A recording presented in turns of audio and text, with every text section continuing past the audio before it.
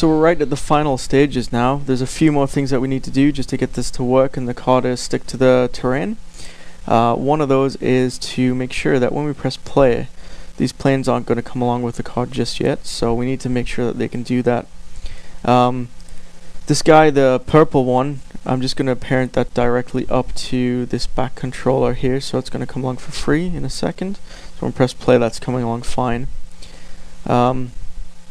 These wheels, I guess that this could come along with, so these planes are for the wheels, they can come along with the purple plane. That should be fine.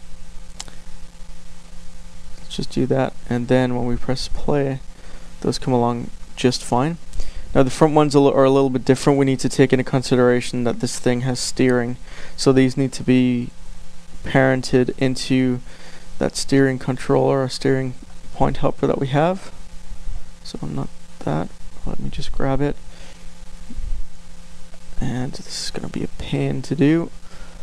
Let me get in close and see if I can get it a bit easier. So that one's done. Let me zoom in on here as well. So not that.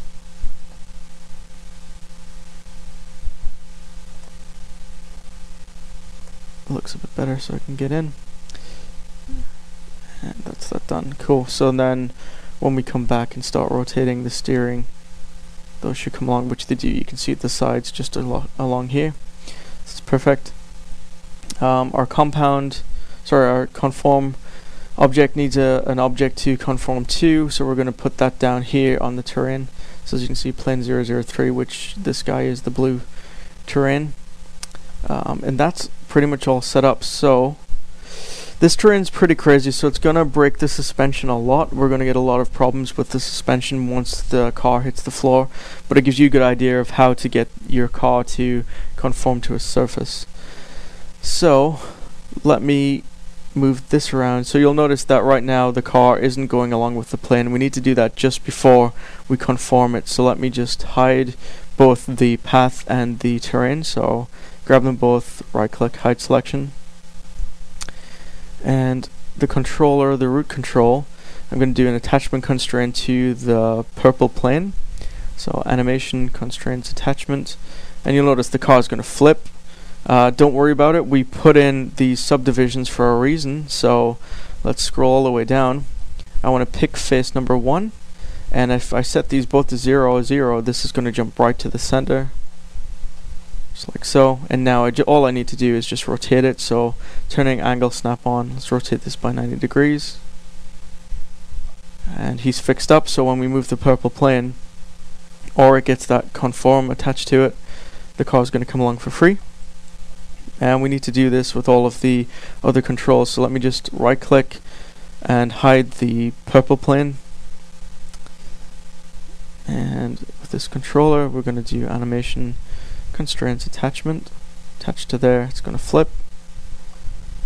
So face is 1 and then 0 0 for those two, and just rotate that around 90 degrees, and we'll do them for all the tires. Animation constraint attachment, face 1 0 0, and rotate around by 90 degrees. Okay, and the other side. Animation constraint attachment, scroll down, face 1 A and B are 0 0, 90 degree rotation. And just one more to go, so it didn't take too long. Attachment constraint to it, one more time, 1 0 0, and rotate by 90. So if I just grab one of these planes just to quickly check, that's going to come along, which is great. And even though those are constrained to there, I can still rotate this, and we have steering, which is great. One thing that we do lose by doing this is the fact that we can't drift anymore. You'll notice everything sticks. There's ways to parent this in, but for the purposes of this I don't really need it, so I'm not going to bother. I'm going to right click and unhide everything, And with that done, it's time just to do our bind to space warp, and we're all finished. So let me just hide the terrain for a second. And I'm just going to move this space warp around, because I don't need to worry too much. I just need to start binding things. So with that said, let's go and bind these front wheels. Oh, I grabbed the big purple one instead, so don't worry about it. That's that one done. Let's do the rear wheels. And with that still selected, let's bring it down to here.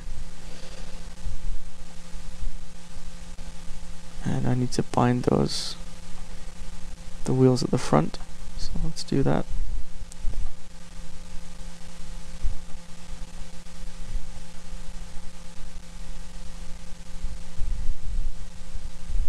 So just clicking and dragging, and I bound the wrong thing there. I actually bound the controller, and that's not what I wanted. I want to bind that plane.